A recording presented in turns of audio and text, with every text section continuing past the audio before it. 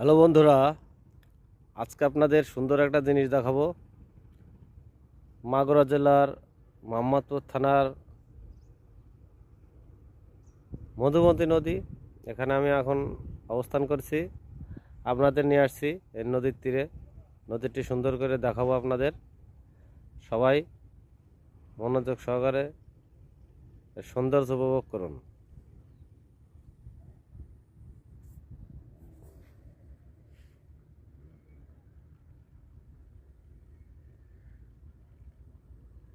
বাস্তবে সৌন্দর্য উপভোগ করতে হলে আসলে সেই স্থানে আপনাকে থাকতে হবে।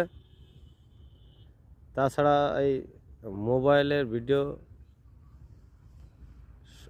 আসল সৌন্দর্য মানুষের সামনে উপস্থাপন করা যায় না। সবাই আসুন এই মধুমতির তীরে, এর সৌন্দর্য, এর রূপ উপভোগ করুন, আনন্দ করুন। চোখ জুড়ানো দৃশ্য, যত দূরে যায় শুধু পানি আর পানি। এখন হয়তো জোয়ার নাই, ভাটা চলছে।